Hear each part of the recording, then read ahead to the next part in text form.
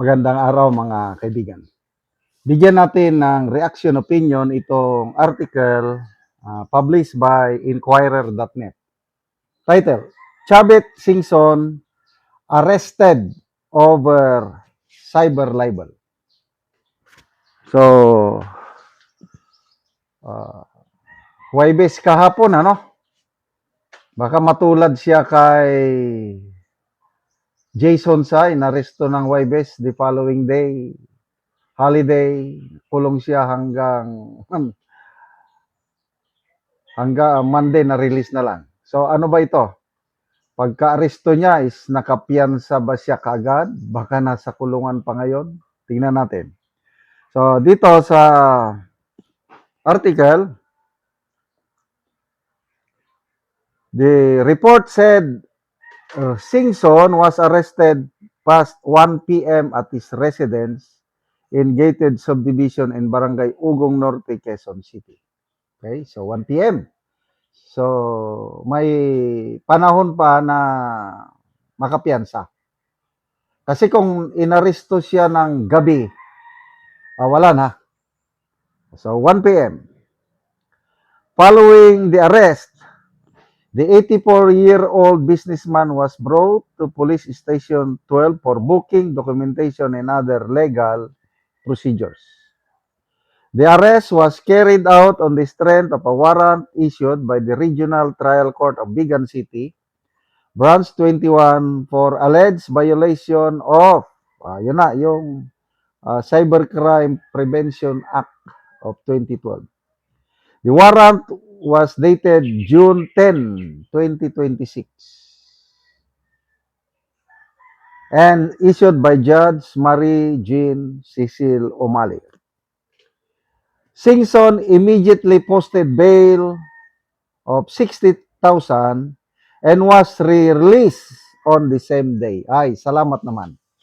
So, kung kinulong man siya, o nadala sa sandali lang na pagkakulong, na-release kagad.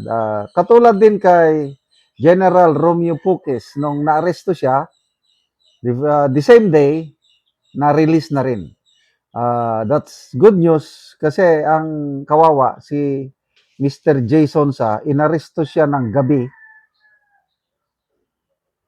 The following day, gabi ng Huwebes. The following day, Biyernes, holiday. Saturday, Sunday, walang then Lunes na siya nakalabas. So, it's good to know na nakalabas kaagad si former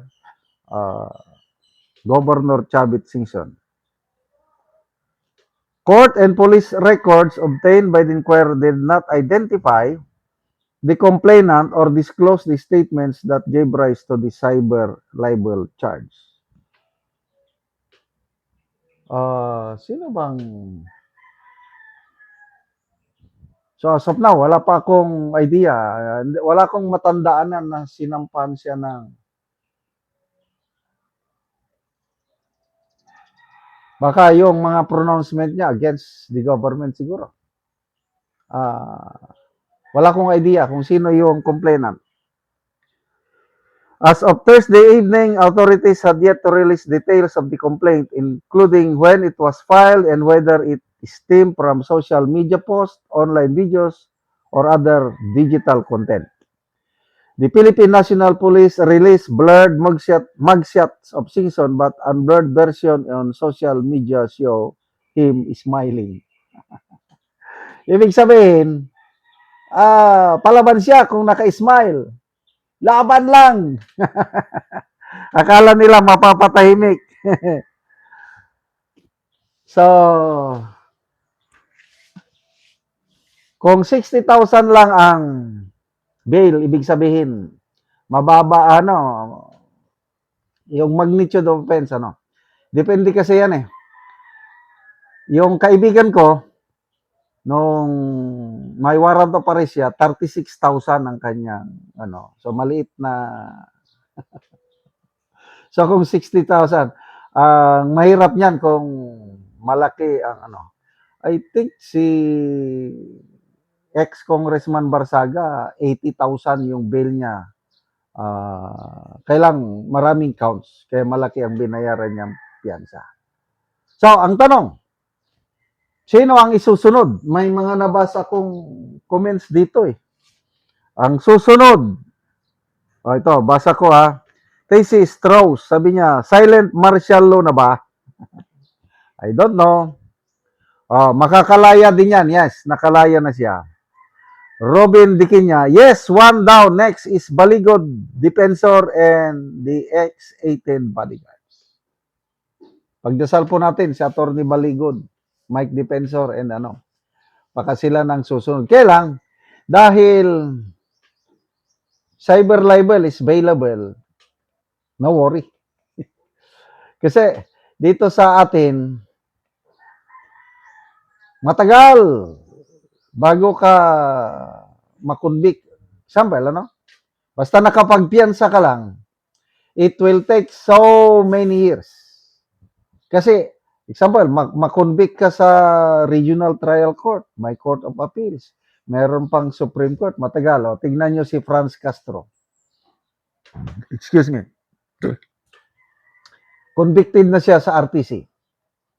Convicted na siya sa, in-affirm ng Court of Appeals. Nakakulong ba? Wala pa rin. Supreme Court ba? So, tingnan natin anong maging desisyon ng Supreme Court bago makulong. Kaya, matagal-tagal na labanan pa ito. Alam nyo naman, example, si Lacson, may warrant of arrest din siya, nagtago. Nung nagpalit ang administrasyon, nagawan ng paraan, parang na-invalidate yung warrant of arrest niya. Nasa kasi yan eh, nasa influence ng powers that be. Di nakabalik. Kaya yung mga ganyang warrant of arrest, not so much of a concern. Laban lang. Ang ipagdasal natin nga is dito sina Atty. Baligod and the Brave 18 Marines dahil ang dami yung kasong na isampa sa kanila. Ganyan din. Libel case, libel din.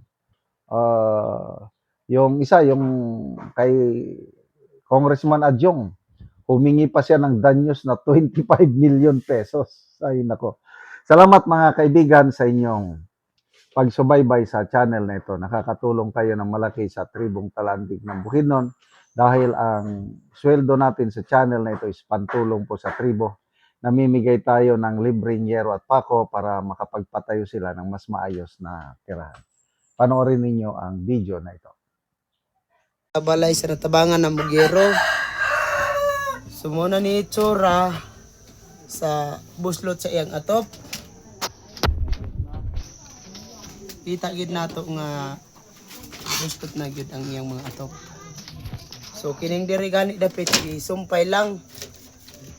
Kon buslot na gyapon.